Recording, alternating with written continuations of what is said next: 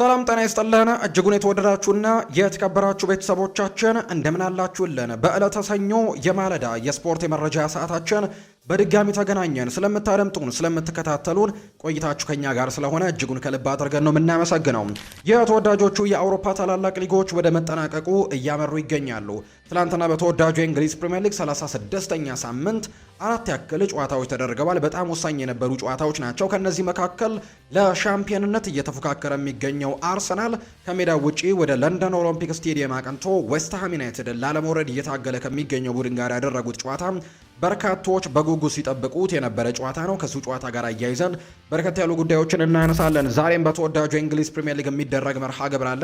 ቶትናም ሆትስፐርስ በሜዳው ሊድስ ዩናይትድን የሚያስተናግድበት ጨዋታ ዛሬ ነው የሚደረገው። ከዛ ውጪ በሌሎች ሊጎችም በርከት ያሉ ጨዋታዎች ተደርገዋል። ትላንትና የኤል ክላሲኮ መርሃ ግብር ተደርጓል። በርካቶች በጉጉት የጠበቁት ጨዋታ ነው። በባርሳና በሪያል ማድሪድ መካከል በካምፕ ኖ የተደረገ ጨዋታ ነው። ከሱ ጋር ማያይዘን የምናነሳቸው ጉዳዮች ይኖራሉ። እንዲሁ የዝውውር ጉዳዮችንም ሰፋ አድርገን ወደ እናንተ እናደርሳለን። ማንቸስተር ዩናይትድን፣ አርሰናልን፣ ቸልሲን፣ ሊቨርፑልን፣ ማንቸስተር ዩናይትድን ጨምሮ ሌሎችም በርከት ያሉ ክለቦችን ወደ እናንተ እያደረስን ቆይታን የምናደርግ ነው የሚሆነው። ወደ ቤተሰቦቻችን የምትሰጡንን ሀሳብ አስተያየቶች እየተመለከትን እንገኛለን። ስለምታደርሱንም ከልብ አድርገን ነው የምናመሰግነው። በዚህ ፕሮግራምም ኮሜንት ቦክስ ላይ ስምና አድራሻችሁን እየጠቀሳችሁ ያላችሁን ሀሳብ ልታጋሩን ትችላላችሁ። ፏርባሩ ፕሮግራሙን እየመራው ቆይታን አደርጋለሁ። ከመሸጋገሪያ በኋላ በድጋሚ እንገናኛለን። አብራችሁኝ ቆዩ።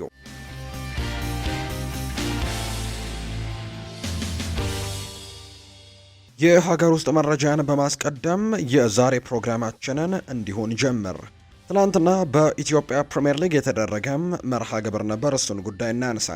ትላንትና የሊጉ መሪ ሲዳማ ቡና ሽንፈት ገጥሞታል። ሲዳማ ቡና ትላንትና ከሸገር ከተማ ጋር ነበር ጨዋታውን ያደረገው። 1-0 በሆነ ውጤት ነው ሽንፈት የገጠመው። በዚህ መሰረትም የሸገር ከተማን የማሸነፊያ ግብ ቢኒያም ፍቅሩ ማስቆጠር ችሏል። ሲዳማ ቡና በተከታታይ ሁለተኛ ሽንፈቱ ሆኖ ተመዝግቧል። በዚህ መሰረት ሲዳማ ቡና 55 ነጥቦችን በመሰብሰብ አንደኛ ደረጃ ላይ ሲቀመጥ፣ ትላንትና ድል የቀናው ሸገር ከተማ በአንጻሩ በ40 ነጥቦች 8ኛ ደረጃ ላይ ነው የተቀመጠው። በቀጣይ ሲዳማ ቡና ከሀዲያ ሆሳዕና ጋር የፊታችን ሐሙስ ጨዋታቸውን ያደርጋሉ። በዛ ውጪ ትላንትና ድል የቀናው ሸገር ከተማ ደግሞ ከኢትዮጵያ ንግድ ባንክ ጋር ነው በቀጣይ መርሃ ግብሩን እንደሚያደርግ የወጣለት መርሃ ግብር የሚያሳየው። ወደ ውጭ ሀገር ስፖርታዊ መረጃዎቻችን በቀጥታ እናምራ። ትላንትና በተወዳጁ የእንግሊዝ ፕሪምየር ሊግ ጨምሮ በሌሎችም የአውሮፓ ታላላቅ ሊጎች እጅግ በጣም በርካቶች ሲጠብቋቸው የነበሩ ተጠባቂ ጨዋታዎች ተደርገዋል። የተወዳጁ የእንግሊዝ ፕሪምየር ሊግ አሁን ወደ መጠናቀቁ እየተቃረበ ይገኛል። 36ኛ ሳምንት ጨዋታ ነው ትላንትና የተደረጉት። አርሰናል ትላንትና በተለይ በጣም ሲጠበቅ የነበረው ጨዋታ የአርሰናልና የዌስትሃም ዩናይትድ ጨዋታ ነበር። ከሱ ቀደም ብሎ ደግሞ የተደረጉ ሌሎች 3 መርሃ ግብሮችም ነበሩ። በርካቶች ሲጠብቋቸው የነበሩ ጨዋታዎች ናቸው። እነሱን ጉዳዮች እንመልከት። ሌሎች ሊጎችንም እንመለከታለን። ትላንትና በተመሳሳይ ሰዓት ቀን ላይ የተደረጉት ጨዋታዎች ሁሉም ባቸው ውጤት የተጠናቀቁ ናቸው። በርንሌ በተርፉ ሙር አስተን ቪላን ያስተናገደበት፣ ክሪስታል ፓላስ በሜዳው ሴልኸርስት ፓርክ ከኤቨርተን ጋር የተጫወተው ጨዋታ፣ ከዛ ውጭ ኖቲንግሃም ፎረስት በሜዳው ሲቲ ግራውንድ ከኒውካስል ዩናይትድ ጋር ያደረጓቸው መርሃ ግብሮች ትናንትና ሲጠበቁ የነበሩ ጨዋታዎች ናቸው። በርንሌ በተርፉ ሙሉ አስተን ቪላን አስተናግዶ ጨዋታው 2-2 በሆናቸው ውጤት ነው የተጠናቀቀው። በተለይ አስተን ቪላ ባለፉት 2 ሳምንታትም እንዲሁ ሽንፈት የገጠመው ቡድን እንደነበረ እናስታውሳለን። በተለይ በደረጃ ሰንጠረዡ ላይ አሁን ምናልባት የአውሮፓ ቻምፒየንስ ሊግን ቦታ ይዞ ለማግኘት በተለይ ደግሞ የዩሮፓ ሊግ የፍጻሜ ተፋላሚ እንደሆነ ይታወቃል። ዘንድሮ ምናልባት እሱን ማሸነፍ የሚችል ከሆነ የአውሮፓ ቻምፒየንስ ሊጉ ቀጥተኛ ተሳታፊ መሆን ይችላል። በዛ በኩልም ከዛ ውጭ ግን አሁን 5ኛ ደረጃ ላይ ነው የተቀመጡት። 5ኛ ደረጃን ይዞ ማጠናቀቅም የአውሮፓ ቻምፒየንስ ሊግን ይዞ ቦታውን ይዞ ለማጠናቀቅ እንደሚረዳ ይታወቃል። ነገር ግን ቦርንመዝ መጣው እያለ ነው። የ4 ነጥብ ልዩነት ነው በመካከላቸው የሚገኘው። ፕሪሚየር ሊጉ እንደሚታወቀው 2 ጨዋታዎች ብቻ ናቸው የሚቀሩትና በእነዚህ 2 ሳምንታት እጅግ አጓጊ እንዲሆንም አድርጎታል። በተለይ አስተን ቪላ ተከታታይ ነጥቦችን እየጣለ መሆኑን ተከትሎ በርካቶች የሚጠብቋቸው ጨዋታዎች እየተደረጉ ይገኛሉ። ትናንትና በርንሌ ነበር ቀዳሚ የሆነው። ጄደን አንቶኒ ነበር 8ኛው ደቂቃ ላይ ኳስና መረብን አገናኝቶ በርንሌን ቀዳሚ ያደረገው። ነገር ግን ሮዝ ባርክላይ የመጀመሪያ 45 የጨዋታ ክፍለ ጊዜ ከመጠናቀቁ በፊት ቡድኑን አቻ አደረገ። ሁለተኛው 45 የጨዋታ ክፍለ ጊዜ ላይ ደግሞ ኦሌይ ዋትኪንስ 56ኛው ደቂቃ ላይ አስቆጥሮ መሪ አድርጓቸው ነበር። ነገር ግን መሪነታቸው ከ2 ደቂቃ ሊዘል አልቻለም። ፍሌሚንግ ባስቆጠረ ጎል ጨዋታው 2-2 በሆናቸው ውጤት እንዲጠናቀቅ የሆነበት አጋጣሚ ጭምር ነው በትላንትናው ዕለት የተመለከት ነው። ሌላኛው የተደረገው ጨዋታ ኤቨርተን ከሜዳው ውጪ ወደ ሴልኸርስት ፓርክ አቅንቶ የኦሊቨር ግላስነሩን ክሪስታል ፓላስን የገጠመበት መርሃ ግብር ትላንትና ከተደረጉት መካከል ነው። በተለይ ኤቨርተኖች አሁንም የአውሮፓ ተሳትፎን ለማግኘት እጅግ በጣም በትልቁ የሚጠብቁ አይነት ቡድኖች እንደሆኑ ይታወቃልና በጣም ቅርብ እንደሆኑ ይታወቃል። ለአውሮፓ ውድድር ለዩሮፓ ሊግና ለኮንፈረንስ ሊግ ተሳትፎና በተለይ አንድን ጨዋታ ማሸነፍ በትልቁ ወደዛ እንደሚገፋቸው ይታወቃልና የትላንትናው ጨዋታም እንዲሁ ሲጠበቅ ነበር። 2-2 በሆናቸው ውጤት ከተጠናቀቁ ሌሎች ጨዋታዎች መካከል አንደኛው ነው። ይህም ጄምስ ታርኮስኪ 6ኛው ደቂቃ ላይ ጎል አስቆጥሮ ቀዳሚ አድርጓቸው ነበር ከሜዳ ውጭ የተጫወተውን ኤቨርተን። ነገር ግን ኢስማኤል አሳር 4ኛው ደቂቃ ላይ አቻ ያደረጋቸው። ከሁለተኛው 45 የጨዋታ ክፍለ ጊዜ መጀመር ላይ ቤቶ ጎል አስቆጥሮ ኤቨርተንን በድጋሚ መሪ ቢያደርግም ነገር ግን ዣን ፌል ማቴታ 77ኛው ደቂቃ ላይ ቡድኑን አቻ ያደረገ ጎል ማስቆጠር ችሏል። በዚህም ጨዋታው 2-2 መሆናቸው ውጤት ነው የክሪስታል ፓላስ እና የኤቨርተንም ጨዋታ እንዲሁ የተጠናቀቀው። ሌላኛው በአቻ ውጤት የትላንትናው ጨዋታ የተጠናቀቀበት መርሃ ግብር ደግሞ ኖቲንግሃም ፎረስት በሜዳው ሲቲ ግራውንድ ኒውካስል ዩናይትድን የገጠመበት ጨዋታ ነው።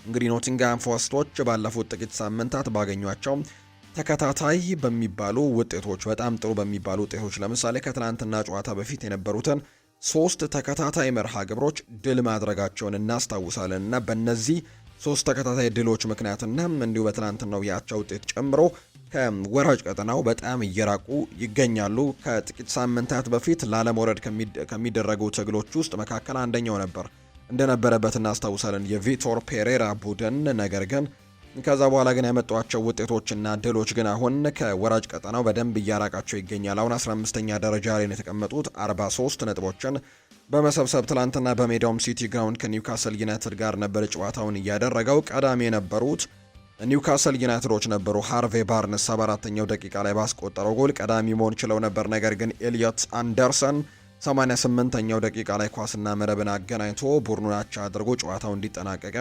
ያደረገበት አጋጣሚ ጭምር ነው ትላንትና እየተመለከትነው በጣም ሲጠበቁ ከነበሩ ጨዋታዎች መካከል ናቸው።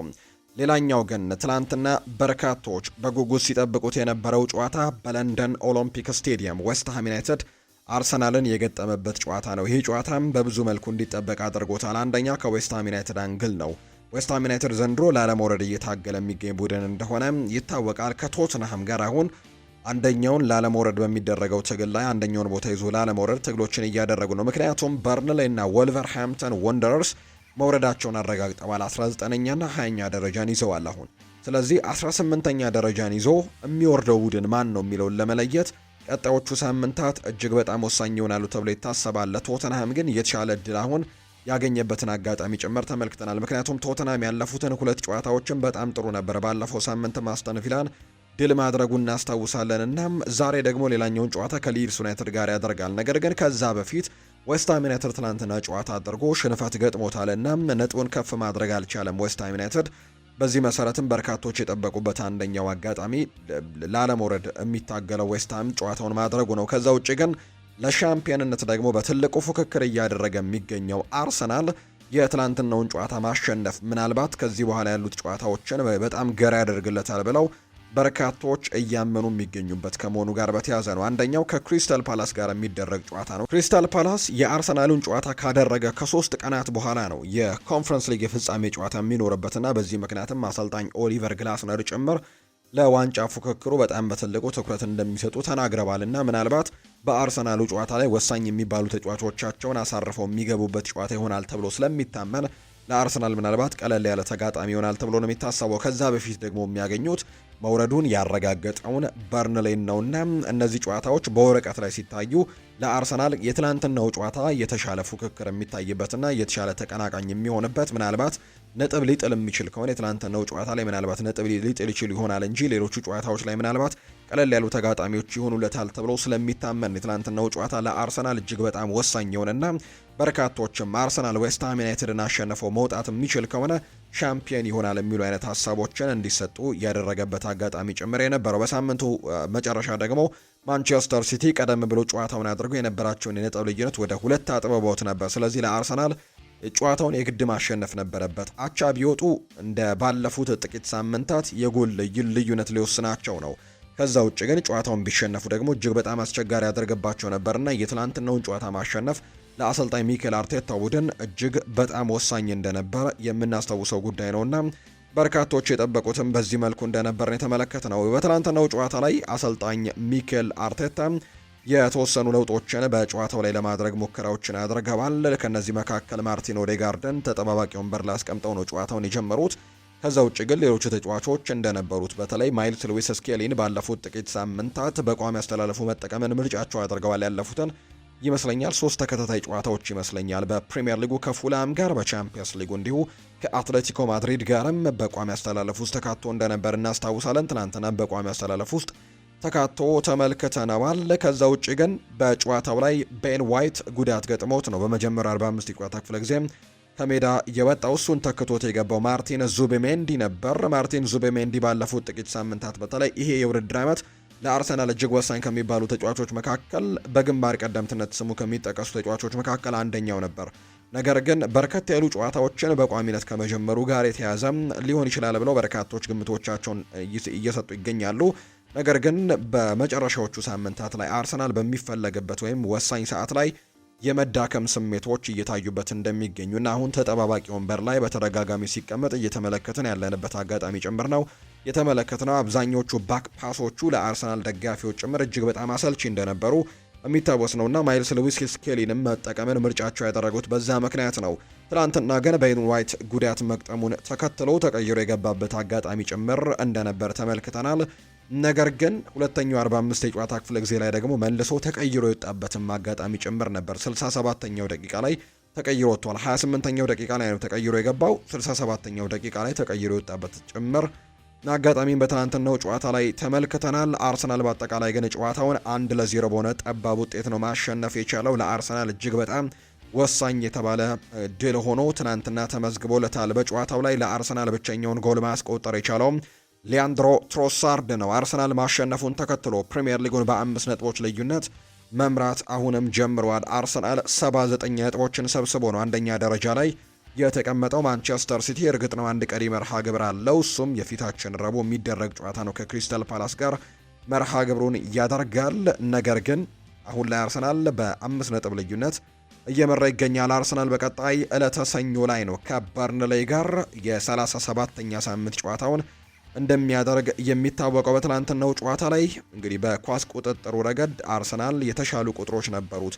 በተለይ ዌስትሃም ዩናይትድ ግን ሁለተኛው 45 የጨዋታ ክፍለ ጊዜ በተለይ አርሰናል ጎል እስኪያስቆጥር ድረስ የተወሰኑ ደቂቃዎች ላይ በጣም ጥሩ የሚባሉ እድሎችን ያገኙበት የጥሩ የኳስ ቁጥጥር የነበረበት በተለይ ደግሞ ሁሉንም ነገር የጨረሰው ጉዳይ ደግሞ የዳቪድ ራያ ሴቭ እንደሆነ በርካቶች ያምናሉ። ዳቪድ ራያም በተለይ የዌስትሃም ዩናይትዱ ተጫዋች የሆነው ማቲያስ ፈርናንዴስ ብቻውን ከግብ ጠባቂው ከዳቪድ ራያ ጋር የተገናኘበት አጋጣሚና ዳቪድ ራያ ያን ኳስ ሴቭ ያደረገበት መንገድ እጅግ በርካቶች እያደነቁት ይገኛሉ። አርሰናል ትላንትና ጨዋታውን አሸንፎ ለመውጣትም የዳቪድ ራያ ብቃት እጅግ አስደናቂ እንደነበር ነው በርካቶች የሚያነሱት። የጨዋታው ኮከብ ተብሎም የተመረጠውም እንዲሁ ዳቪድ ራያ እንደነበር ተመልክተናል እና ያቺ ኳስ ሁሉን ነገር የቀየረች እንደሆነች በርካቶች ያምናሉ። ማቲያስ ፈርናንዴስ ብቻውን ከግብ ጠባቂው ጋር ከዳቪድ ራያ ጋር ተገናኝቶ ዳቪድ ራያ ያዳነበትን አጋጣሚ ነው የተመለከትነውና ከዛ በኋላ ነው እንግዲህ ሊያንድሮ ትሮሳርድ ጎል አስቆጥሮ ጨዋታውን 1-0 በውጤት ማሸነፍ የቻሉት። በኳስ ቁጥጥሩ ረገድ አርሰናል የተሻሉ ቁጥሮች ነበሩት።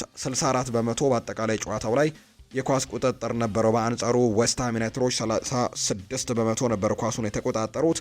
15 የጎል ሙከራዎችን አድርገው አራቱ ኢላማቸውን ጠብቆላቸዋል ለአርሰናል። በአንጻሩ በዌስትሃም ዩናይትድ በኩል 9 ሙከራዎችን የተመለከትነው፣ 3ቱ ኢላማቸውን የጠበቁ ሙከራዎች እንደነበሩ ጭምር ነው የተመለከትነውና የትላንትናው ጨዋታ ለአርሰናል እጅግ በጣም ወሳኝ የነበረ ድል ነው ማሳካት የቻሉት። ጎሉን በማስቆጠሬ ደስተኛ ሆኛለሁ ብሏል ሊያንድሮ ትሮሳርድ ነው ይህንን ሀሳብ የሰጠው። የአርሰናልን የማሸነፊያ ጎል ያስቆጠረው ትሮሳርድ በድሉ ተደስተናል ሲልም ነው ከጨዋታው በኋላም የተናገረው። ጨዋታው ከከባድ ጨዋታዎች አንደኛው ነበር ሲል የገለጸው ትሮሳርድ ጎሉን በማስቆጠሬ በጣም ደስተኛ ነኝ፣ በድሉም በጣም ደስተኛ ሆኛለሁ ሲል ይናገራል። በጎሉ ተደስቻለሁ። በዚህ ጨዋታ ምን ማድረግ እንዳለብን እናውቅ ነበር ሲልም ነው የተናገረው። የዌስትሃም ዩናይትድ ጎል እንደሚሻር ዳቪድ ራያ ቀድሞ በሙሉ መተማመን ነግሮን ነበርም እርግጠኞች ነበርንም ሲልም ጭምር ነው የተናገረው። በተለይ ጨዋታው ወደ መጠናቀቂያዎቹ በተለይ ከጭማሪ ሰዓት ላይ ጎል ተቆጥሮባቸው ነበር አርሰናሎችና ዌስትሃም ዩናይትዶች ያስቆጠሩት ጎል ግን ጥፋት ተሰርቷል በሚል መሻሩ እና ደግሞ እንደሚሻርም በጣም በእርግጠኝነት ነግሮኝ ነበር ዳቪድ ራያ ሲልም ነው ትሮሳርድ የተናገረው። ሌላኛው ኢያን ራይት የሰጠው ሀሳብ ነው። የአርሰናል የቀድሞ ተጫዋች እንደሆነ ይታወቃል። ኢያን ራይት ሲናገር ተሽሯል የሚለው ድምፅ ከብዙ ጊዜ በኋላ የሰማሁት በጣም ምርጡ ድምፅ ነው ሲል ይናገራል። ኢያን ራይት ትላንትና ሲናገር የቀድሞው የአርሰናል ተጫዋች የነበረው ኢያን ራይት ዳኛው የዌስትሃም ዩናይትድን ጎል ተሽሯል ብለው ሲናገሩ ልዩ ስሜት እንደፈጠረበትና ያ ድምፅ ምንኛ ያማረ ነበር ሲልም የተናገረው። ዳኛው ጎሉ መሻሩን ያሳወቁት ድምፅም ከማርቲን ሉተር ኪንግ ህልም አለኝ ከሚለው ንግግር በኋላ የሰማሁት ምርጡ ድምፅ ነው ሲልም ነው ኢያን ራይት የተናገረው። ስለ ዳቪድ ራያ ያነሳው ኢያን ራይት አስደናቂ ግብ ጠባቂ ነው፣ እነዚህ አይነት ግብ ጠባቂዎች ከሌሉ ዋንጫዎችን ማሸነፍ አትችልም ሲል ጭምር ነው የተናገረው። ሌላኛው አርቴታ ነው ሀሳቡን የሰጠው። የአርሰናሉ አሰልጣኝ ሚኬል አርቴታ ሲናገር ግብ ጠባቂው ዳቪድ ራያ ሁሉን ነገር ቀይሮልናል ወይም ጨዋታውን አሸንፎልናል ሲል ነው የተናገረው። ራያን ማመስገን ይገባናል ያሉት አርቴታ ለሱ ምስጋና ይግባውና አሸንፈናል፣ ጨዋታውንም አሸንፎልናል ሲልም ነው የተናገረው። በሌላ በኩል ዳቪድ ራያ ላይ የተሰራው ጥፋት ግልጽና የተረጋገጠ ነው በማለትም ነው ዳኛው ትክክለኛ ውሳኔ ማሳለፉን ጭምር የተናገረው።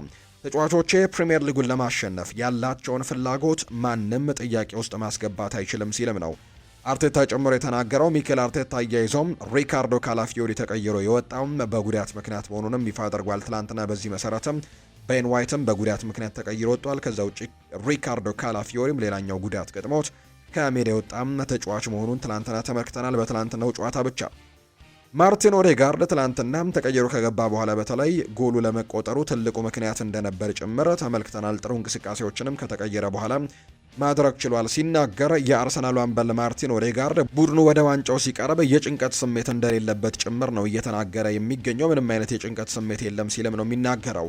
ምንም ጭንቀት አይሰማንም ያለው ማርቲን ኦዴጋርድ ይልቁንም ጉጉትና ትልቅ ዋንጫን ማሸነፍም ልጅ እያለን ጀምሮ ስናለም የነበረውን ነገር ነው አሁንም እያለምን ያለ ነው ሲል ይናገራል። በቡድን ውስጥ እስካሁን ባሳካነው ነገር እኮራለሁ። በእግር ኳስ ትልቅ ለተባሉ ዋንጫዎችም እየተፎካከረን እንገኛለን፣ መደሰት አለብን ሲል ነው ማርቲን ኦዴጋርድ ጨምሮ የሚናገረው። ሌላኛው ፒተር ሺማይክል የሰጠው ሀሳብ ነው። የቀድሞ ግብ ጠባቂ ፒተር ሺማይክል የማንቸስተር ዩናይትድ የቀድሞ ግብ ጠባቂ እንደነበር እናስታውሳለን። የዌስትሃም ዩናይትድ ጎል መሻሩ ፍጹም ስህተት ነው ሲል ነው አስተያየቱን የሰጠው። ውሳኔው ፍጹም ስህተት ነው ያለው ፒተር ሺማይክል በጣም ተበሳጭቻለሁ፣ ምክንያቱም ይሄ ጥፋት ከሆነ አርሰናል በሊጉ መሪ አይሆንም ነበር። ምክንያቱም ዘንድሮ ያስቆጠሩት በሙሉ የማዕዘን ምቶች ጎሎች እንደዚህ ጫናዎችን ግብ ጠባቂዎች ላይ እያሳደሩ የነበረበትን አጋጣሚ ነው የምናስታውሰው ብለዋል። አርሰናል ግብ ጠባቂዎችን እየሸፈነና እያያያዘም በርካታ ግቦችን ሲያስቆጥር መምጣቱን ፒተር ሺማይክል ይናገራል። ዳኞች ለመመልከት 5 ደቂቃ መውሰዳቸውን ያነሳው ሺማይክል ይሄ ብቻ ውሳኔው ላይ ጥርጣሬን እንዲፈጥርም ያደርጋል ሲል ነው የተናገረው ፒተር ሺማይክል። ከዚህ በፊት ለሌሎች ዳኞች ጥፋት ሳይባል ለአርሰናል ከተባለ ግን ሺማይክል ይሄኛው ነገር በጣም ያጠያይቃል ሲልም ጭምር ነው የተናገረው። አንዳንድ ጊዜ በዳኞች ላይ ትችት ሰነዝራለሁ ወይም ደግሞ ወጥነት ላይ ጥርጣሬ ያለኝ ይላል ሚኬል አርቴታ። ነገር ግን በዚህኛው ጨዋታ ደፋር ውሳኔን ወስደዋል። በግልጽ ስትመለከቱት ጥፋትና ትክክለኛ ውሳኔ መሆኑ በጣም ግልጽ ነበር። ስለዚህም ደግሞ ማመስገን ይኖርብናል እንደዚህ አይነት ውሳኔዎች ሲኖሩ ነው ሲል አሰልጣኝ ሚኬል አርቴታ ይናገራል። ሌላኛው ሚኬል አርቴታ ስለ ሊያንድሮ ትሮሳርድም እንዲሁ ያነሳቸው ጉዳዮች ያለው ለእኛ ልዩነትን የሚፈጥር ተጫዋች አለን። በእርግጥም ሁልጊዜም ተመሳሳይ ብቃትን ጠብቆ መጓዝ የማይቻል ቢሆንም በዚህ ሳምንት ግን አስደናቂ ጨዋታን አሳይቷል። ለእኛ ልዩነቱን የፈጠረውም እሱ ነው ሲልም ነው የተናገረው ሚኬል አርቴታ ስለ ሊያንድሮ ትሮሳርድ ሲናገር። ማርቲን ኦዴጋርድም እንዲሁ ይናገራል። በጣም በስሜት ውስጥ ነን፣ ነገር ግን ስራው ገና አልተጠናቀቀም። 2 ጨዋታዎች ይቀሩናል፣ ነገር ግን እዚህ ማሸነፍ ነበረብን። አልተጨነቅንም፣ ይልቁንም በጉጉት ላይ ነን። ከልጅነታችን ጀምሮ ትልልቅ ዋንጫዎችን የማሸነፍ ህልም ነበረን። አሁን ደግሞ ትልቅ ዋንጫን የማሸነፍ ትልቅ እድል አግኝተናል ሲል ማርቲን ኦዴጋርድ ይናገራልና በጣም ጉጉት ላይ ነን ሲልም ጭምር ነው የተናገረው። የአርሰናሉ አሰልጣኝ ሚኬል አርቴታ በተለይ ሰሞኑን አንዳንድ ጥያቄዎች ሲነሳባቸው የነበረው ጉዳይ አትሌቲኮ ማድሪድን ካሰናበቱት በኋላ ስላሳዩት ዳንስም ተጠይቀው ነበር። ምላሽ ሰጥተዋል። በቀጣይ ሌሎች ዳንሶችም ይኖሩኛል ነው ያለው ሚኬል አርቴታ በግልጽ ሲናገር። በምላሹም በቀጣይ ሌሎች የዳንስ አይነቶችም ይኖሩኛል፣ ጠብቁኝ ሲልም ተናግሯል። አሰልጣኝ ሚኬል አርቴታ የመጀመሪያው ክፍል ነው ባለፈው የተመለከታችሁት ያለው አርቴታ በቀጣይ ብዙ ቀጣይ ክፍሎችም እንደምታዩ ተስፋ አደርጋለሁ። እነዚህ ዳንሶች በአመቱ መጨረሻ ላይ እንደምትመለከቷቸው ተስፋ እናደርጋለን ሲልም ሊጉን ካሳኩ አዲስ የደስታ አገላለጽም እንደሚኖራቸው ጭምር ነው ጠቆም ያደረጉት አሰልጣኝ ሚኬል አርቴታ። ከትላንትናው ጨዋታ ጋር በተያያዘ ሚኪ ቫን ደ ቬን አንድ ጥያቄ ቀርቦለት ነበር። የቶተንሃም ተጫዋች እንደሆነ ይታወቃል። ሚኪ ቫን ደ ቬን ለሰሜን ለንደኑ ክለብ አርሰናል ደግሞ የከተማ ተቀናቃኛቸው እንደሆነ ይታወቃል። ምንም ቢሆን አርሰናልን አልደግፍም ሲል የተናገረው የቶተንሃሙ ተጫዋች ሚኪ ቫን ደ ቬን በተለይ ትላንትና ዌስትሃም ዩናይትድ ነው ጨዋታውን ያደረገው። ዌስትሃም ደግሞ ከቶተንሃም ጋር ቀጥታ ላለመውረድ እየተደረገ በሚገኝ ትግል ውስጥም እርስ በርሳቸው እየተፋለሙ እንደሆነ ይታወቃልና ለቶተንሃም ተጫዋቾችና ደጋፊዎች ምናልባት ቡድናቸው እንዲተርፍ ነው ትልቁ እድል ይሆናል ተብሎ የሚታሰበው። ሚኪ ቫን ደ ቬንም የቶተንሃም ተጫዋች እንደመሆኑ ዌስትሃም ዩናይትድ ተሸንፎ እነሱ ደግሞ ከሊድስ ዩናይትድ ጋር የሚያደርጉትን ጨዋታ አሸንፈው ማለፍ ወይም መትረፋቸውን ማረጋገጥ የተሻለ እንደሆነ ይታመናል። ነገር ግን ሚኪ ቫን ደ ቬን ከዚህ የተለየን አስተያየትን የሰጠው አርሰናል መቼም ቢሆን ዌስትሃምን እንዲያሸንፍ አልመኝም ሲልም ነው ከጨዋታው በፊት በነበረው ቃለ መጠይቁ ላይ የተናገረው። አርሰናል ዌስትሃምን ማሸነፉ ለእኛ እንዲሁም ለእነርሱም ለዋንጫ ፉክክሩ አስፈላጊ እንደሆነ አውቃለሁ ሲል ሚኪ ቫን ደ ቬን ይናገራል። ቢሆንም ግን እውነቱን ለመናገር አርሰናልን በጭራሽ አልደግፍም፣ እንደውም ዌስትሃም እንዲያሸንፍ እፈልጋለሁ ሲልም ጭምር ነበር የተናገረው። ካሸነፉ ብዙ ሊረዱን እንደሚችሉ አርሰናሎችን አምናለሁ። እኛም ሊድስን አሸንፈን 3 ነጥብ እንደምናገኝ እንዲሁም እንደምንተርፍም ተስፋ አደርጋለሁ ብሏል። ቶተንሃም ከዌስትሃም ዩናይትድ ጋር እንግዲህ ላለመውረድ እየተፎካከሩ እንደሆነ የሚታወቅ ጉዳይ ነው። ዛሬ ደግሞ ወሳኝ ጨዋታውን ያደርጋል። ቶተንሃም ሆትስፐርስ ልክ ምሽት 4 ሰዓት ሲል ከሊድስ ዩናይትድ ጋር ጨዋታውን እንደሚያደርግ ይታወቃል። ይህ ጨዋታ በቶተንሃም ሆትስፐርስ ስቴዲየም ነው የሚደረገው።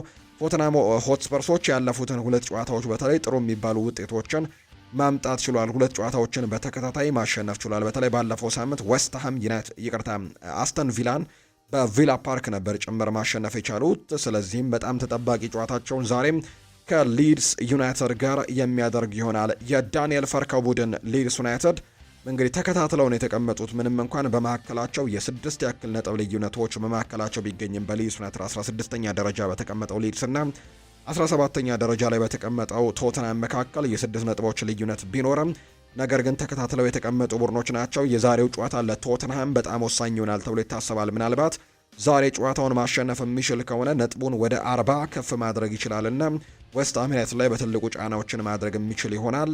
የነጥብ ልዩነቱን ወደ 4 ማስፋት የሚችልበትን እድል ያገኛል። ስለዚህ የመትረፍ እድሉን በትልቁ ለማለምለም የዛሬው ጨዋታ ከሊድስ ዩናይትድ ጋር የሚደረገው መርሃ ግብር ለቶትናም ሆትስፐርስ በጣም ወሳኝ ይሆናል ተብሎ ይታሰባል። ያለፉትን የእነዚህ 2 ቡድኖች የእርስ በርስ ግንኙነትን ከተመለከትን 3 ጨዋታዎችን እንኳን ያለፉትን ከተመለከትን ቶትናም በ3ቱም ጨዋታዎች የበላይነት ነበረው። በመጀመሪያው ዙር ጨዋታ ቶትናም ሆትስፐርስ ወደ ኤላንድ ሮድ ሊድስ ዩናይትድ ሜዳ አቅንቶ ጨዋታውን 2-1 አሸንፎ ነው የመጣው። ከዛ በፊት ደግሞ የተገናኙት 2023 ላይ ነበር። 2023 በፕሪሚየር ሊግ የውድድር ዓመት ላይ ሁለቱንም ጨዋታዎች ቶተንሃም አሸንፎ ነበር። 4-1 እና 4-3 በሆነ ውጤት ነበር ያሸነፈው። ዛሬ 62850 ደጋፊዎችን በሚይዘው ቶተንሃም ሆትስፐርስ ስቴዲየም ጨዋታው ይደረጋል። ዣሬድ ጊሌት ይህንን ጨዋታ በመሃል ዳኝነት ይመሩታል። ምሽት 4 ሰዓት ሲል የሚደረግ ጨዋታ ነው። በቶተንሃም በኩል በዛሬው ጨዋታ ላይ ቤን ዴቪስ፣ ሞሐመድ ኩዱስ፣ ዲያን ክሊሰቭስኪ፣ ዊልሰን ኦዳበርት፣ ክሪስቲያን ሮሜሮ፣ ሻቪ ሲሞንስ፣ ዶሚኒክ ሶላንኬ እና እንዲሁ ጉሌርሞ ቪካሪዮ በዛሬው ጨዋታ ላይ በጉዳት ምክንያት እንደማይሰለፉ የተረጋገጡ ተጫዋቾች ናቸው። የማሸነፍ ቅድመ ግምቱ ግን ለቶተንሃም ሆትስፐርስ የተሰጠ እንደሆነ ነው የተመለከትነው። በአጠቃላይ የተወዳጁ የእንግሊዝ ፕሪምየር ሊግ ሊጠናቀቅ 2 ያክል ጨዋታዎች ብቻ ይቀራሉ። 2 ያክል ሳምንታት ብቻ ናቸው የሚቀሩት። አርሰናል የተወዳጁ የእንግሊዝ ፕሪምየር ሊግን በ79 ነጥቦች አሁንም እየመራው ይገኛል። 24 ድሎችን 7 የአቻ ውጤቶችንና 5 ሽንፈቶችን አስተናግዶ ነው አርሰናል አንደኛ ደረጃ ላይ የተቀመጠው በ79 ነጥብ። ሁለተኛ ደረጃ ላይ የተቀመጠው ማንቸስተር ሲቲ ነው። አንድ ተስተካካይ መርሃ ግብሩን የፊታችን ሮብ ከክሪስታል ፓላስ ጋር ያደርጋል። እሱን ጨዋታ ማሸነፍ የሚችል ከሆነ ነጥቡን 7 ማድረስ ይችላል። የነጥብ ልዩነታቸውንም ወደ 2 ማጥበብ የሚችልበትን እድል ያገኛል። ነገር ግን 35 ጨዋታዎችን አሁን ለጊዜው አድርገው 22ቱን አሸንፎ 8ቱን አቻ ወጥቶ በ5 ጨዋታዎች ተሸንፎ 74 ነጥቦችን በመሰብሰብ ነው ሁለተኛ ላይ የተቀመጠው። ማንቸስተር ዩናይትዶች በ65 ነጥብ 3ኛ ደረጃ ላይ ተቀምጠዋል። ሊቨርፑል እና አስተን ቪላ በተመሳሳይ 59 ነጥቦች በግብ ክፍያ ተበላልጠው ሊቨርፑል 4ኛ፣ አስተን ቪላ 5ኛ ደረጃ ላይ ተቀምጧል። ለአውሮፓ ቻምፒየንስ ሊግ እና ለሌሎችም የአውሮፓ ታላላቅ ውድድሮች ላይ ለመሳተፍም ትልቅ ትንቅንቅ በሚቀጥሉት ሳምንታት ይደረጋል ተብሎ ይታሰባል። የካሉም ማክፋርለን ቡድን ቸልሲ ያለፉትን 6 ተከታታይ ጨዋታዎች ከተሸነፈ በኋላ በዚህ ሳምንት ያደረገውን ከሊቨርፑል ጋር የነበረውን መርሃ ግብር አቻ መለየቱን ተከትሎ ነጥቡን 49 በማድረስ 9ኛ ደረጃ ላይ የተቀመጠ ቡድን እንደሆነ ተመልክተናል። የኤዲሃው ኒውካስል ዩናይትድ በ13ኛ ደረጃ ላይ የተቀመጠው በደረጃ ሰንጠረዡ ግርጌ ላይ ዌስትሃም ዩናይትድ 18ኛ ደረጃ ላይ ሲቀመጥ መውረዳቸውን ያረጋገጡት በርንሌና ወልቭስ 19ኛና 20ኛ ደረጃ ላይ ተቀምጠዋል። የከፍተኛ ግብ አስቆጣሪነቱን ኤርሊንግ ብራውት ሃላንድ ነው በ26 ግቦች የሚመራው። ኢጎር ቲያጎ 22 ግቦች ያሉት፣ አንቷን ሴሜኒዮ ደግሞ 15 ግቦችን ያስቆጠረ ተጫዋች ነው። የአሲስቱን ደረጃ ብሩኖ አሁንም ሪከርዱን ለመስበር በጣም ከጫፍ እንዳለ ይታወቃል። 2 ጨዋታዎች ይቀራሉ። በሚቀጥሉት 2 ጨዋታዎች ላይ ምን አይነት ነገሮችን ያስመለክተናል የሚጠበቅ ነው። በ19 አሲስቶች ይመረባል። ራያን ሸርኪ 11 አሲስቶችን በማድረግ ሁለተኛ ነው። ዣሮድ ቦን ደግሞ በ10 አሲስቶች 3ኛ ደረጃ ላይ የተቀመጡ ተጫዋቾች ናቸው። ትናንትና የተደረገው የተወዳጁ የእንግሊዝ ፕሪምየር ሊግ የ36ኛ ሳምንት መርሃ ግብሮችና ዛሬ የሚደረጉ ጨዋታዎች ደግሞ እነዚህ ነው የሚመስሉት። ሌሎች ሊጎች ላይ ትናንትና የተደረጉ ጨዋታዎችን ደግሞ እንመልከት። በወፍ በረር ነው ምንቃኝላቸው። ትናንትና ግን በጣም በርካቶች ሲጠብቁት የነበረው የትናንትናው መርሃ ግብር ኤል ክላሲኮ ነው። በስፓኒሽ ላሊጋም ሲደረግና ሲጠበቅ የነበረው ጨዋታ የካታላኑ ክለብ ባርሴሎና የ2025-26 የውድድር ዘመን የስፓኒሽ ላሊጋ ሻምፒዮን መሆናቸውንም ትናንትና ተቀናቃኛቸውን ሪያል ማድሪድን በማሸነፍ ጭምር ማረጋገጥ ችለዋል። ባርሴሎና ትላንትና ሪያል ማድሪድን 2-0 ማሸነፉን ተከትሎ ሻምፒዮን መሆኑን አረጋግጧል። በተለይ ባለፉት ጥቂት ጊዜያቶች የሪያል ማድሪድ መልበሻ ክፍል እጅግ በጣም አስቸጋሪ ሁኔታ ላይ እንዳለ በርካቶች ሲያነሱ እንደነበር እናስታውሳለን። ተደጋጋሚ ተጫዋቾች እርስ በርስ ሲጋጩ የነበረበት አጋጣሚ ጭምር ነበር። በተለይ አልቫሮ ካሬራስ እና ሩዲገር ግጭቶችን ፈጥረዋል። እንዲሁ የሹዋሜኒና የፌዴሪኮ ቫልቬርዴ ደግሞ በጣም የከፋ አይነት ግጭት እንደነበር ጭምር የምናስታውሰው ጉዳይ ነው። ከዛ ውጭ ግን አሰልጣኝ አልቫሮ አርቤሎዋ ደግሞ ከስፔናውያን ተጫዋቾች ጋር ምንም አይነት ንግግርም ግንኙነትም የላቸው በሚል አይነት ሀሳቦችም እንዲሁ ሲወጡ ነበር። ከ6 ወይም እስከ 8 የሚደርሱ ተጫዋቾች ጋር አሰልጣኝ አልቫሮ አርቤሎዋ ምንም አይነት ንግግሮች የላቸውም የሚሉ አይነት ሀሳቦች ሲወጡ ነበርና ባለፉት ጥቂት ቀናት ስንሰማ የነበረው በተለይ ከሪያል ማድሪድ መልበሻ ክፍል ጋር የነበሩት ነገሮች በጣም አስከፊ የነበሩ እንደነበር ጭምር ነው የተመለከትነውና ይሄ ምናልባትም በጣም አስቸጋሪ ያደርግባቸዋል ተብሎ ታስቦ ነበር። የትላንትናው ጨዋታም እንደተፈራውም ነው የሆነው። የትላንትናውን ጨዋታ በሽንፈት ያጠናቀቁበት መርሃ ግብር ሆኖ ነው የትላንትናው ጨዋታ የተጠናቀቀው። ከጨዋታው ከመጀመሩ ጥቂት ሰዓታት በፊት በጣም አሳዛኝ ተብሎ የተነገረው መረጃ የሃንስ ፍሊክ ወላጅ አባት ማረፋቸው ነው። ጀርመናዊው የባርሴሎና አሰልጣኝ ሃንስ ፍሊክ ወላጅ አባታቸውን በትላንትናው ዕለት ማረፋቸውን ነው ባርሴሎና በይፋዊ መግለጫው ላይ ያካፈለው። ባርሴሎና ባወጣው መግለጫ ላይ ለአሰልጣኝ ሃንስ ፍሊክና ለቤተሰቦቻቸው መጽናናትን ተመኝቶ ነገር ግን አሰልጣኝ ሃንስ ፍሊክ የኤል ክላሲኮን ጨዋታ በአሰልጣኝነቱ እንደሚመራ ተናግረው ነበርና በጣም ሲጠበቅ የነበረውን ጨዋታም በከባድ ሐዘን ውስጥ ሆኖ ነው እንግዲህ ይህንን ጨዋታ የመራው የባርሴሎና አሰልጣኝ ሃንስ ፍሊክ። ነገር ግን ጨዋታውን በድል ያጠናቀቁበት መርሃ ግብር ሆኖ ነው የትላንትናው ጨዋታ የተጠናቀቀው። ባርሴሎና የምንጊዜም ተቀናቃኙን ሪያል ማድሪድን በኤል ክላሲኮ 2-0 በሆነ ውጤት ማሸነፍ የቻለበትን ውጤት ነው ማስመዝገብ የቻለው።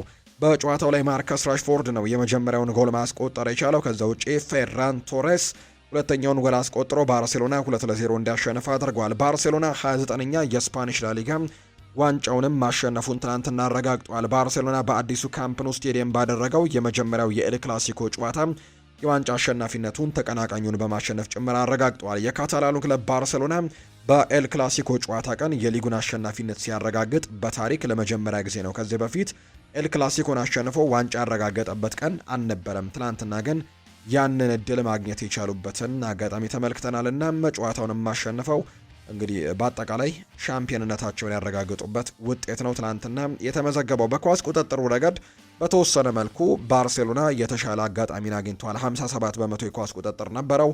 በሪያል ማድሪድ በኩል 43 በመቶ ነበር የኳስ ቁጥጥሩ። በትላንትናው ጨዋታ ላይ ኬሊያን ምባፔም እንዲሁ ቡድኑ ማገልገል አልቻለም። የተወሰኑ የጉዳት ስሜቶች እንደነበሩበት ይታወሳል። በተለይ ቅዳሜ በነበረው ልምምድ ላይ ምቾት አልተሰማውምና ልምምዱንም ሳያጠናቅቅ ነበር እንደወጣ የተነገረው። በዚህ ምክንያትም በትላንትናው ጨዋታ ላይ አልተሰለፈም። ነገር ግን ቡድኑ ከሽንፈት ግን አልዳነም። በአጠቃላይ 10 የጎል ሙከራዎችን ያደርገዋል። ባርሴሎናዎች 7ቱ ኢላማቸውን የጠበቁ ነበሩ። ነገር ግን በትላንትናው ጨዋታ ላይ በሪያል ማድሪድ በኩል የተመለከትነው አንድ ኢላማውን የጠበቀ ሙከራ ብቻ ነበር። 8 የጎል ሙከራዎችን ቢያደርጉም አንድ ብቻ ኢላማውን የጠበቀ ሙከራን አድርገው በትላንትናው ጨዋታ ላይ ተመልክተናል። በትላንትናው ጨዋታ ላይ በጉዳት ምክንያት በጣም እንዲሁ ደግሞ በጉዳትና በአንዳንድ ነገሮች ምክንያትም በርከት ያሉ ተጫዋቾቻቸውን አጥተዋል። እርግጥ ነው ሪያል ማድሪዶች አምበሉ ዳኒ ካርቫሃልን ጨምሮ ዳኒ ሰባዮስ፣ አይደር ሚሊታው፣ አርዳ ጉሌር፣ ኬሊያን ምባፔ፣ ፌርላንድ ሜንዲ፣ ሮድሪጎ እና እንዲሁ ፌዴሪኮ ቫልቬርዴ በትላንትናው ጨዋታ ላይ በጉዳት ምክንያት ያልተሰለፉ ተጫዋቾች ናቸው። በባርሴሎና በኩል ወሳኙ ላሚን ያማል ከዚህ የውድድር ዓመት ውጭ እንደሆነ ይታወቃል። በባርሴሎና ቤት እንደማንመለከተው ይታወቃልና በጉዳት ምክንያት ትናንትናው ጨዋታ ላይ ያልነበረው ሌላኛው ተጫዋች ነው። እንዲሁ ደግሞ ራፊኒያም ባለፉት ሳምንታቶች ላይ በጉዳት ምክንያት ቡድኑ ማገልገል አልቻለም ነበር። ትናንትናም በቋሚ አስተላለፍ ውስጥ መካተት አልቻለም። ነገር ግን ተቀይሮ ገብቶ ማርከስ ራሽፎርድን ተክቶ ገብቶ ሁለተኛ 45 የጨዋታ ክፍለ ጊዜ ላይ የተወሰኑ እንቅስቃሴዎችን ማድረግ የቻለበት ጨዋታ ነበር። በአጠቃላይ ግን በባርሴሎና 2-0 አሸናፊነት ጨዋታው ተጠናቋል። ከጨዋታው በኋላ አሰልጣኝ አልቫሮ አርቤሎ ሀሳባቸውን ሰጥተዋል። ባርሴሎናዎችን እንኳን ደስ አላችሁ ሲሉ ነው ሀሳባቸውን የሰጡት። የሪያል ማድሪዱ አሰልጣኝ አልቫሮ አርቤሎ ከጨዋታው በኋላ ለባርሴሎና እንኳን ደስ አላችሁ በማለት ተናግረዋል። ሪያል ማድሪድ በዚህ ዓመት መማር እንዳለበት ያነሱት አሰልጣኙ መስራት አለብን፣ ማድሪድ ሁልጊዜም ይመለሳል ሲሉ ጭምር ነው የተናገሩት። ሪያል ማድሪድ ይመለሳል፣ ብዙ ጊዜ ወድቀን እናውቃለን፣ እናም በእያንዳንዱ ጊዜ ግን መልሰን ተነስተናል ብሏል አርቤሎ። ስለወደፊት ቆይታቸው የጠየቁት አሰልጣኙ በቅርቡ እናውቃለን፣ አመቱ ሲጠናቀቅ እናያለን ሲልም ነው አርቤሎ የተናገረው። ዋንጫው ይገባናል፣ በጣም ተደስተናል ያለው ደግሞ ሃንስ ፍሊክ ነው። የባርሴሎናው አሰልጣኝ ሃንስ ፍሊክ ለተከታታይ ዓመታት የሊጉን ዋንጫ ማሸነፋቸው አስደስቶኛል ሲሉም ጭምር የተናገሩት ባርሴሎናን ወደዋለሁ ያሉት ሃንስ ፍሊክ በክለቡ አርማ 90 ደቂቃ ተፋልመናል፣ ሁላችንም አንድ ቤተሰብ ነን ብለዋል። አክለውም ለሁለተኛ ጊዜም እንዲሁ አድርገነዋል፣ በጣም ደስተኞች ነን፣ ዋንጫውም ይገባናል ሲሉ ነው የተናገሩት። ስለ ሪያል ማድሪድ ያነሱት ሃንስ ፍሊክ ማድሪድ አሁንም ቢሆን ምርጥ ቡድን ነው፣ እነሱን ማሸነፍም ቀላል አልነበረም ሲልም ጭምር ነው የተናገረውና የትላንትናውን ጨዋታ ማሸነፍ የቻሉበት ውጤት ሆነው ተመዝግቧል። ለባርሴሎናዎች እጅግ በጣም ወሳኝና እንዲሁ ሻምፒዮንነታቸውን ያረጋገጡበትም ወሳኝ ዕለት እንደነበር ጭምር ነው የተመለከትነው። ሌሎች የስፓኒሽ ላሊጋ መርሃ ግብሮችም ትናንትና ቀጥለው እንዲሁ ተደርገዋል። እነሱን ጨዋታዎች ደግሞ እንመልከት። ከእነዚህ መካከል ማዮርካ ቪያሪያል ጋር ጨዋታውን አድርጎ 1-1 በሆናቸው ውጤት አጠናቋል። አትሌቲክ ቤልባኦ በሜዳው ሳን ማሜስ ከቫሌንሲያ ጋር ጨዋታውን አድርገው በቫሌንሲያ 1-0 አሸናፊነት ነው ጨዋታ የተጠናቀቀው። ሪያል ኦቪዬዶ እና ሄታፌ ጨዋታቸውን አድርገው 0-0 በሆናቸው ውጤት የተጠናቀቀ መርሃ ግብር እንደነበርን የተመለከትነው። በስፓኒሽ ላሊጋ ዛሬ አንድ ጨዋታ ይደረጋል። ራዮ ቫይካኖ እና ዢሮና ጨዋታቸውን ዛሬ የሚያደርጉ ነው የሚሆነው። የጣሊያን ሴሪ ጨዋታዎችም ትላንትና ቀጥለው ተደርገዋል። ከነዚህ መካከል የጃምፔሮ ጋስፔሬኒ ቡድን ሮማ ትላንትና ፓርማን 3-2 በሆነ ውጤት ማሸነፍ ችሏል። ከዛ ውጭ ዤኗ እና ፊዮረንቲና 0-0 በሆናቸው ውጤት ጨዋታቸውን ሲያጠናቀቁ ክሮምኔንሴ ፒያትሳን 3-0 በሆነ ውጤት ነው ማሸነፍ የቻለው። ሌላኛው ሲጠበቅ የነበረው ጨዋታ የቬሮና እና የኮሞ ጨዋታ ነው። የሴስ ፋብሬጋሱ ቡድን ትላንትና ድል ቀንቶታል። 1-0 በሆነ ውጤት ነው ብቸኛውን ማሸነፊያ ጎል ያስቆጠረላቸውም ዱቪካስ ነው። ትላንት ወሳኝ ጎልን ማስቆጠር ችሏል። በአጠቃላይ ጨዋታውንም 1-0 በሆነ ውጤት ማሸነፍ ችለዋል። በተለይ በቀጣይ ወደ አውሮፓ ውድድር ወደ አውሮፓ ቻምፒየንስ ሊግ ተሳትፎን ለማግኘት በጣም ጥቂት የሚባሉ እርምጃዎች ብቻ ናቸው የሚቀሩት የሴስ ፋብሬጋስ ቡድንና እጅግ ድንቅ የውድድር ዓመትን እያሳለፈ ይገኛል። ከዛሬ 2 ዓመት በፊት ወደ ጣሊያን ሴሪ ለመጣ ቡድን ምን ያክል ያማረ ሲዝንን እያሳለፈ እንዳለም በርካቶች እየተናገሩ ይገኛሉና ትናንትናም ድል ቀንቶት የአውሮፓ ቻምፒየንስ ሊግ ተሳትፎን ለማግኘት እጅግ በጣም ቅርብ መሆኑን እያሳየን ይገኛል። ሌላኛው ኤሲ ሚላን በሜዳው ሳንሲሮ ጁሴፔ ማይትሳ አታላንታን አስተናግዶ 3-2 በሆነ ውጤት ትላንትና ተሸንፏል። ኤደርሰን እና እንዲሁ ዴቪድ ዛፓኮስታ ጎሎችን አስቆጥረዋል። በመጀመሪያው 45 የጨዋታ ክፍለ ጊዜ እንዲሁ ሁለተኛው 45 የጨዋታ ክፍለ ጊዜ ላይም ራስፓዶሪ ኳስና መረብን አገናኝቶ 3-0 አድርጓቸው ነበር። ነገር ግን ጨዋታው ወደ መጠናቀቁ ሲቃረብ 88ኛው ደቂቃ ላይ ፓቭሎቪች፣ ከዛ ውጭ ደግሞ 94ኛው ደቂቃ ላይ ክሪስቶፈር ኢንኩንኩ በፍጹም ቅጣት ምት ኳስና መረብን አገናኝቶ ጨዋታው 3-2 በአታላንታ አሸናፊነት የተጠናቀቀ መርሃ ግብር ሆኖ ተጠናቋል። ለኤሲ ሚላን አስከፊ የሚባል ምሽት እንደነበረም ጭምር ነው የተመለከትነው። በአጠቃላይ በጣሊያን ሴሪ ዛሬ አንድ መርሃ ግብር ይደረጋል። ናፖሊ እና ቦሎኛ ጨዋታቸውን ያደርጋሉ። ይህ ጨዋታ በዲየጎ አርማንዶ ማራዶና ስቴዲየም በናፖሊ ሜዳ የሚደረግ ጨዋታ እንደሆነ ነው የወጣላቸው መርሃ ግብር የሚያሳየው።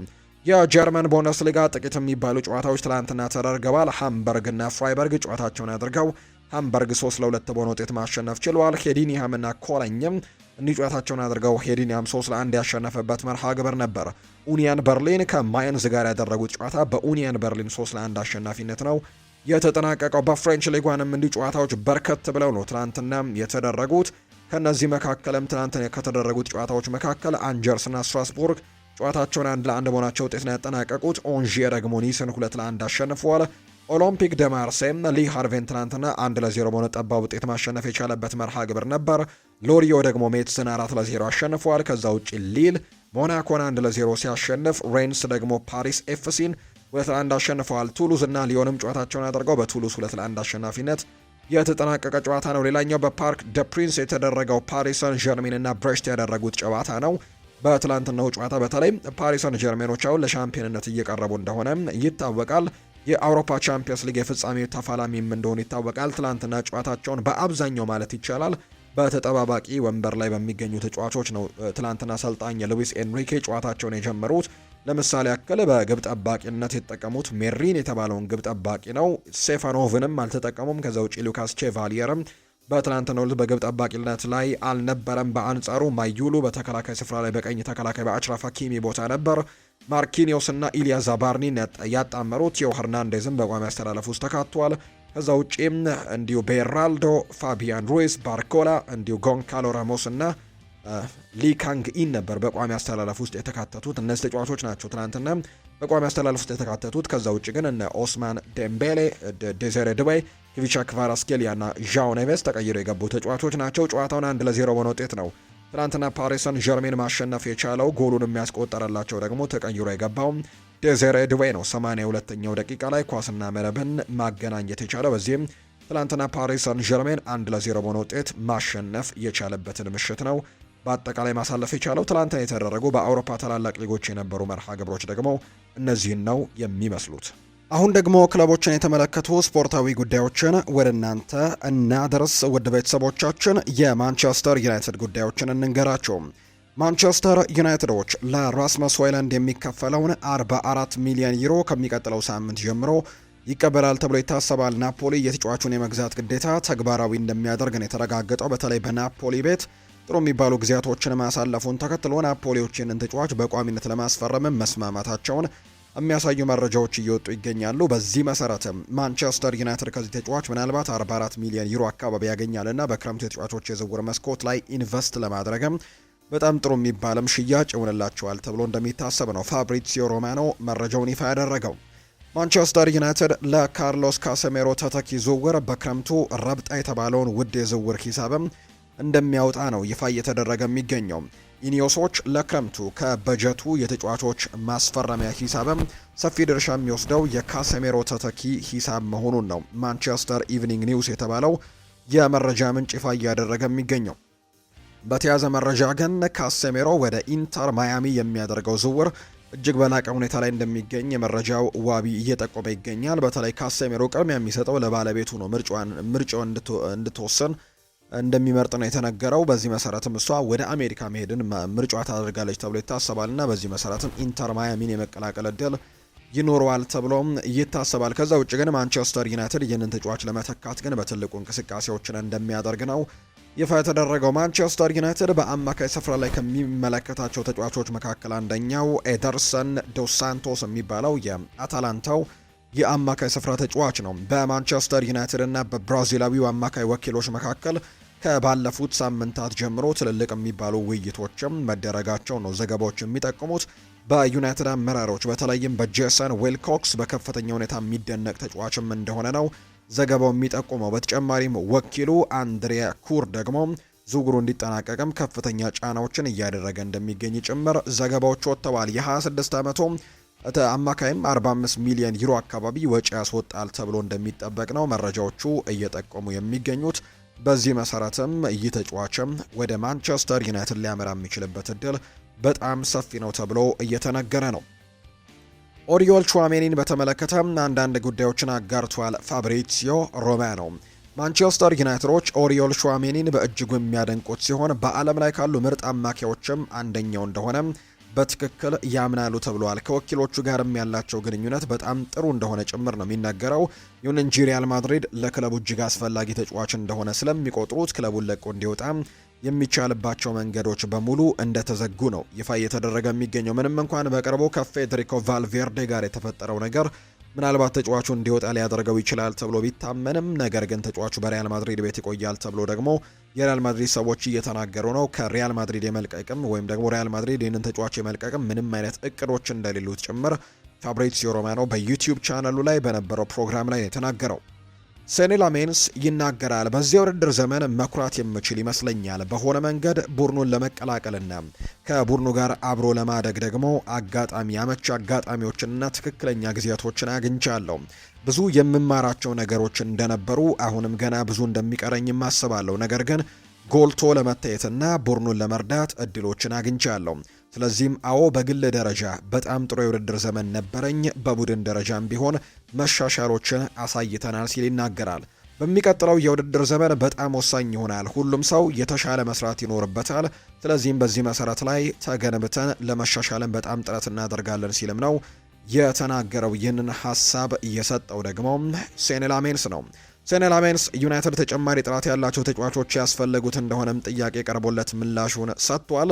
ሊጉ በጣም ከባድ ነው። በሚቀጥለው ዓመት ደግሞ በቻምፒየንስ ሊግ ተሳትፎ ምክንያት አስቸጋሪ የጊዜ ሰሌዳዎችም ይኖሩብናል። ስለዚህም አስፈላጊ በሚሆንበት ጊዜ ተቀይረው ገብተው ለውጥን ማምጣት የሚችሉ በርካታ ተጫዋቾች በስብስብ ውስጥ ያስፈልጉናል። ስለዚህ በክረምት የተጫዋቾች የዝውውር መስኮት ጠንከር ያለ የዝውውር መስኮትን እናሳልፋለን ብዬም እጠብቃለሁ ሲልም ነው ሴኒ ላሜንስ የተናገረው።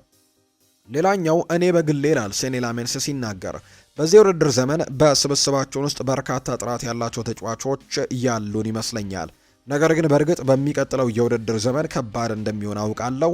እንደ እውነቱ ጨዋታ ሁሉ እንግዲህ ሊያረጋግጡ የሚችሉ ጉዳቶች እና ደግሞ ሌሎች ነገሮችን ግምት ውስጥ ማስገባት ግን የግድ ያስፈልገናል። ብዙ ጊዜ የሚጫወቱ ተጫዋቾች በጉዳት ምክንያት ሲታጡ በእነሱ ምትክ ደግሞ ገብተው እኛን ደግሞ የሚረዱ ልጆችም አስፈላጊ እንደሆኑ አውቃለሁ። ስለዚህም ደግሞ ለሚቀጥለው የውድድር ዘመን ጥሩና ጠንካራ ስብስብን መገንባት እንፈልጋለን ሲልም ነው ሴኒ ላሜንስ እየተናገረ የሚገኘው። ሌላኛው ግሬም ቤል የተናገረው ሀሳብ ነው። ምንም እንኳን ማንቸስተር ዩናይትዶች አንዳንድ ክለቦች አማድ ዲያሎ ላይ ፍላጎት እንዳላቸው ጠንቅቀው ያውቃሉ። ነገር ግን አንዳንድ ክለቦች ይህ ተጫዋች አማድ ዲያሎ በክረምቱ ክለቡን ለቆ ይወጣ ይችላል ብለው ቢዘግቡም እንዲሁ ሚዲያዎችም ጭምር፣ ነገር ግን ማንቸስተር ዩናይትድ ይህንን ተጫዋች በጭራሽ የመልቀቅ እቅድ እንደሌለውና የማንቸስተር ዩናይትድ ሰዎች ይህንን ተጫዋች በቋሚነት ማቆየት እንደሚፈልጉ፣ ከዛ ውጭ ደግሞ ለረጅም ጊዜ ፕሮጀክቱም ዋና አካል ሆኖ እንዲቀጥለም ፍላጎታቸው እንደሆነ የተነገረው። ስለዚህም ማንቸስተር ዩናይትድን ለቆ የመውጣት እድል የለውም ተብሏል። በተለይ የአፍሪካ ዋንጫ በኋላ የነበረው የአማድ ዲያሎ አቋም በበርካቶች እንግዲህ አጠያቂ ያደርጎታል። ከዛ በፊት በጣም ጥሩ የሚባሉ ጊዜያቶችን አሳልፏል። አምናም እንዲሁ ጥሩ የሚባሉ ጊዜያቶችን ሲያሳልፍ እንደነበር እናስታውሳለን። ነገር ግን ዘንድሮ በተለይ ከአፍሪካ ዋንጫው በኋላ ግን ባደረጋቸው ጨዋታዎች ላይ ጥሩ የሚባሉ አስተዋጽኦችን ማበረከት አልቻለም። በዚህ ምክንያትም ጥያቄዎች ሲነሱ ነበር። ወደ ሌሎች ክለቦችም ሊያመራ ይችላል የሚሉ አንዳንድ ዘገባዎች ሲወጡ ነበር። ነገር ግን አይሆንም ብሏል። ማንቸስተር ዩናይትድ የ23 ዓመቱን ተጫዋች የክለቡ የረጅም ጊዜ እቅድ አካልም አድርጎ እንደሚመለከተው ጭምር ነው ግሬም ቤሊ መረጃውን ያጋራው። ሊቨርፑልን የተመለከቱ መረጃዎችን ደግሞ እንንገራችሁ። ጋሪ ኔቨል የሊቨርፑል ቦርድ በአርነ ስሎት ላይ ስላለው እምነት የሰጠው አስተያየት አለ። የሊቨርፑል ቦርድ ውጤቱ ምንም ይሁን ምን በአርነ ስሎት ለመቀጠል የቆረጡ ይመስለኛል ብሏል። ቅድሚያ የሚሰጡት ለተረጋጋ ጉዞና ለረጅም ጊዜ ፕሮጀክት ቢሆንም የተሻሉና ውጤታማነታቸው የተረጋገጡ አሰልጣኞች ባሉበት ሁኔታ ግን ይሄ ታማኝነት ውሳኔያቸውን እያጨለመው እንደሆነ መጠርጠር ግን ግድ ይላል ብሏል ጋሪ ኔቭል ሲናገር። ሊቨርፑል በየርገን ክሎፕ በኋላ ቀጣይነት ለምን እንደሚፈልግ ይገባኛል፣ ነገር ግን እግር ኳስ በፍጥነት ይለወጣል። የቡድኑ እንቅስቃሴን የማያሻሽል ከሆነ ድንቅ አሰልጣኞች በገበያው ላይ ካሉ ቦርዱ ይህንን ለዘላለም ችላ ሊለው አይችልም ሲልም ነው የሚናገረው። ቦርዱ አርኔ ስሎትን ስኬታማ ለማድረግ በስሜት የተሳሰረ ይመስለኛል። ይህም ደግሞ እንደ ክሎፕ ያለ ሰው ከተተካ በኋላ የሚጠበቅ ነው። ነገር ግን ይህ ሊቨርፑል የእግር ኳስ ክለብ ነው። እቅዱ ጥሩ ስለሚመስል ብቻ አሰልጣኝ አታቆይም። ለሊቨርፑል ደጋፊዎች የሚያሳየው ነገር፣ ክለቡ ሜዳ ላይ የሚያመለክተው ነገር ከዛ ይልቅ ደግሞ ለአርኔ ስሎት እቅድ ብቻ ድጋፍ እየሰጡ መሆኑን ነው ማምነውና ጥሩ ውሳኔ አይመስለኝም ሲልም ጭምር ተናግሯል። ጋሪ ኔቭል አርኔ ስሎትን በተመለከተ ሲናገር ዩቬንቱስ አሊሰን ቤከርን ለማስፈረም ከሊቨርፑል ጋር የተሻለ ደረጃ ላይ ይገኛል ተብሏል። በዚህ መሰረትም ሊቨርፑል ለተጫዋቹ ተተኪ ከወዲሁ እየፈለጉ እንደሚገኝ ነው ቤን ጃኮብስ መረጃውን ይፋ ያደረገው። ሆኖም ግን አሊሰን ቤከር ከክለቡ ሊወጣ የሚችልበትን ማንኛውንም አጋጣሚ ልክ እንደ አንድሬው ሮበርትሰን በጥር ወር እንደሚያደርገው ሁሉት በተመሳሳይ ሁኔታ ይይዘዋል ተብሎ ይጠበቃል። ተጫዋቹ ከሊቨርፑል ጋር በጣም ጥሩ ግንኙነት ያለው ሲሆን ለሁሉም ወገኖች የሚስማማ ሁኔታ ካልተፈጠረ በስተቀር ክለቡን ለቆ ለመውጣት ግፊቶችን አያደርግም። ሊቨርፑልንም እንዲሁ ጥሎ መውጣትም አይፈልግም ሊቨርፑሎች እስካልፈቀዱለት ድረስ ነው የተባለው። አሊሰን ቤከር ሲናገር በሊቨርፑል ያለው የኮንትራት ዘመን የመጨረሻ ዓመትን እየጀመረ እንደሆነ ይታወቃልና ምናልባት ሊለቅ እንደሚችል ይታመናል። ነገር ግን በዚህ መልኩ ሊቨርፑል ሳይስማማበት ሊሆን እንደማይችልና ግፊት አድርጎ መውጣት እንደማይፈልግ ነው የተነገረው። አሊሰን ክለቡን የሚለቅ ከሆነም ጆርጂ ማማርዳሽቪሊ በሚቀጥለው የውድድር ዘመን የአንደኛ ግብ ጠባቂነት እድል ይሰጠዋል። ሊቨርፑል እንደ ጥንካሬው ደግሞ ስራውም በአካል በሌሎችም ግብ ጠባቂዎች ላይ ጥናቶችን ቢያደርግም በአሁኑ ጊዜ ግን የግብ ጠባቂው ስብስብ ላይ ሙሉ እምነት አለው ተብሏል። ማማርዳሽቪሊ አሁንም ቢሆን የሊቨርፑል የረጅም ጊዜ ቁጥር 1 ግብ ጠባቂ ተደርጎ እንደሚታይና በዛ ምክንያትም ወይም በዛ ፐርፐዝም እንደመጣ ይታወቃል። በአሊሰን ቤከር ስር የተወሰኑ ልምዶችን እንዲቀስምና ከዛ በኋላ ደግሞ የሊቨርፑል የረጅም ጊዜ ቋሚ ግብ ጠባቂ ወይም ቁጥር 1 ግብ ጠባቂ እንዲሆን ታልሞ እንደመጣ የሚታወስ ጉዳይ ነው። ቅዳሜ ዕለት በአንፊልድ የታየው የድምፅ ስሜት ወይም የአመፅ ስሜት የክለቡ አመራሮች ላይ ስላለው አለመረጋጋት ግልጽ መልእክትን አስተላልፏል። ትዕግስት በትክክል ያለቀበት ቀን ይመስል ነበር። እንደ ሊቨርፑል አሰልጣኝ በሜዳው እንዲህ ያለ ተቃውሞ የገጠመው ደግሞ እንደ አውሮፓውያኑ አቆጣጠር መጨረሻ 2010 መጨረሻ ላይ በሮይ ሆችሰን የስልጣን ዘመን ማብቂያ አካባቢ ስለነበር አሁን ከዛ ሁኔታ ጋር በርካቶች እያመሳሰሉት ነው። አሰልጣኝ አርኔ ስሎት ላይ በጣም በርካቶች ድምጾቻቸውን እያሰሙ እንደነበር ጭምር ተመልክተናል። አርኔ ስሎት የሚልቀቅ የሚል ፒቲሽን ጭምር እያሰባሰቡ ይገኛሉ የሊቨርፑል ደጋፊዎችና ምናልባት በሊቨርፑል ደጋፊዎች ዘንድ የተወሰኑ መቀዛቀዞች በአርኔ ስሎት ላይ እንዳለ የሚያሳዩ ነገሮች ያሉና በቀጣይ ራሱን ፕሩቭ ማድረግ እንዳለበትና በደንብ ማሳየት እንዳለበት ጭምር ነው የሚታመነው። የሊቨርፑል የቀዳሚው ደግሞ ድምጾች በጣም አስከፊ እንደሚሆኑበት ጭምር ነው የሚታመነው። በሊቨርፑል በኩል ያለው ስሜት ግን ክለቡ ከአርኔ ስሎት ጋር መቀጠል እንደሚፈልግ ማረጋገጥ ይቻላል። ሊቨርፑል እስካሁን ከሌላ ከማንኛውም አሰልጣኝ ጋር ምንም አይነት ግንኙነት አላደረገም። አሁን ደግሞ ግንቦት ወር ላይ እንገኛለን ብሏል ፋብሪዚዮ ሮማኖ ሲናገር። ጆ ጎሜዝ ደጋፊዎች አርኔ ስሎት ላይ ስላሰሙት ተቃውሞ ጩኸትም ሲናገር በዚያ ጉዳይ ላይ መሳተፍም ሆነ ዝርዝር መረጃ ልሰጥ አልችልም። ነገር ግን በዋነኝነት ጨዋታውን የምናሸንፍ ከሆነ ምንም አይነት የተቃውሞ ድምፅ አይኖርም። ስለዚህም እኛ ማድረግ ያለብንና ለመለወጥ መሞከር የምንችለው ማሸነፍ መቻላችንን ብቻ ነው መመልከት ያለብን ሲልም ጭምር ነው የተናገረው። ካሸነፍን ሁሉም ነገር ይቀየራል ሲልም ጭምር እንዲሁ ተናግሯል። ጎሜዝ ስለ ደጋፊዎች ስሜትና ስለ ተጫዋቾች ቁጭትም ይናገራል። እኛንም ይሰማናል እንድንሆን የምንመኘው አይነት የመጨረሻ ነገር ቢኖር ይህንኑ ነው። አሁን ላይ ብዙ ጥሩ ጊዜያትን ላሳለፈን እንደኛ ባሉ ነባር ተጫዋቾች ላይ ነገሩ በጣም ያማል። ይሄ የማይሰማህ ከሆነ ደግሞ እዚህ መቆየት የለብህም፣ ነገሮችን ማስተካከል ይኖርብናል ሲልም ነው ጆ ጎሜዝ የተናገረው። ስለ ደጋፊዎች ብስጭት ሲናገር ብስጭቱን እረዳዋለሁ፣ 100% እርግጠኛ ነኝ መሆንም የምንፈልግበት ቦታ ላይ እንዳልሆንን በዚህ ዓመት ጥቂት ጊዜያትን በይፋ ተናግረናል፣ እንረዳዋለን። ለማሸነፍ ያለን ከፍተኛ ጉጉትንም እንዳያችሁት ተስፋ አደርጋለሁ ሲልም ጭምር የተናገረው ጆ ጎሜዝ ስለ ዓመቱ አጠቃላይ ሁኔታና ስለ ደጋፊዎች መብትም ይናገራል። ይህ ሁኔታ የዓመቱን አጠቃላይ ጉዞአችንን የሚገልጽና ለዓመቱ ውጤትም የተሰጠ ምላሽ ይመስለኛል። ይህ ተገቢ ነው። ደጋፊዎች በከባድ ጥረት ያገኙትን ገንዘብም ከፍለው እኛን ለማየት ይመጣሉ። ስለዚህም ልክ ደስ ሲላቸው እንደሚደግፉን ሁሉም ብስጭታቸውንም የመግለጽ መብቱ አላቸው ሲልም ነው ጆ ጎሜዝ እየተናገረ የሚገኘው። ሌላኛው ፒተር ክራውች ነው የተናገረው። በአሁኑ ሰዓት ከአሰልጣኙ ጋር በተያያዘ መጠነኛ የሆነ አለመረጋጋቶች አሉ ብለዋል ፒተር ክራውች። በዚህ ስቴዲየም የሚገኙ ደጋፊዎች በጣም አዋቂዎች፣ እግር ኳስ የሚገባቸው ይመስሉኛል። እውነት መሄድ የምንፈልግበት አቅጣጫ ነው የሚለውን ደግሞ የሚያውቁት ይመስለኛል ሲልም ነው ፒተር ክራውች ጨምሮ ሀሳቡን እየሰጠም የሚገኘው። ማንቸስተር ሲቲን የተመለከቱ መረጃዎችን እናንሳ። ከአርሰናሉ ጨዋታ በኋላ በሮድሪ ላይ የተደረጉ የመጀመሪያ የሚባሉ የሕክምና ምርመራዎች ጉዳቱ ከባድ እንደሆነ አላሳዩም ነበር። ነገር ግን ጭኑ ላይ የደረሰበት ጉዳት መጀመሪያ ከታሰበው በላይ ከባድ ሆኖ ተገኝቶ ነበር። አሁን ግን ወደ ልምምድ ተመልሷልና ለቀጣይ ጨዋታዎችም ዝግጁ እንደሚሆን ጭምር ነው በርካቶች የሚያምኑት።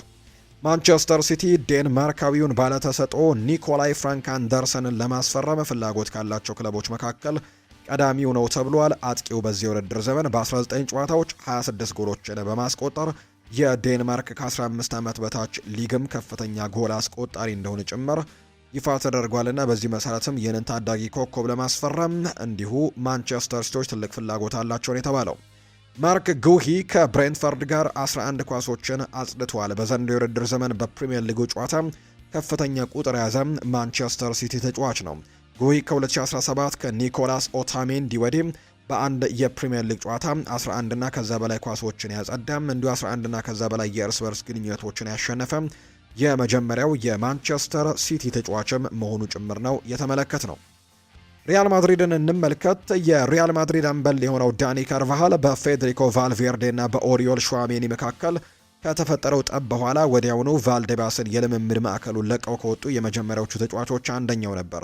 ከዚያም ክለቡ ደውሎለት ወዲያውኑ እንዲመለስ ነገረው። ይህም የሆነው በሆዜ አንሄል ሳንቼዝ ለተሰጠው አስቸኳይ ስብሰባ እንደ አምበልነቱ መገኘቱ አስፈላጊ ስለነበር ነው ተብሏል። ዲያሪዮ አስ እንደዘገበው ጆዜ ሞሪኞ ይናገራል። ከሪያል ማድሪድ ፕሬዚደንትም ሆነ ከክለቡ ቅልብ ሰዎች ጋር ምንም አይነት ግንኙነት አላደረኩም። እስከ መጨረሻው የሊግ ጨዋታ ድረስም ምንም አይነት ግንኙነት አይኖረኝም ሲልም ጭምር እንዲሁ ተናግሯል። ከዚያ በኋላ ግን ከምፈልገው አካል ጋር ለመነጋገር ነጻነት የሚኖረኝ አንድ ሳምንት ይኖረኛል ሲልም ነው ጆዜ ሞሪኞ የተናገረው። እናንተ ስለ ሪያል ማድሪድ ማውራታችሁን ቀጥላችኋል። እኔ ደግሞ ብዙ ከማውራት እየተቆጠብኩኝ ነው። ነገር ግን እየተቆጠብኩኝ ያለሁት በሙሉ ቅንነትና በታማኝነት ነው። አሁን ላይ ከፕሬዝደንቱም ሆነ ከሪያል ማድሪድ አስተዳደር መዋቅር ጋርም ለማንኛውም አስፈላጊ ሰው ጋር ምንም አይነት ግንኙነት ግን እንደሌለኝ ያረጋግጥላችኋለሁ ብለዋል። የቤኔፊካው አሰልጣኝ ጆዜ ሞሪኖ ናቸው ይህንን ሀሳብ የሰጡት።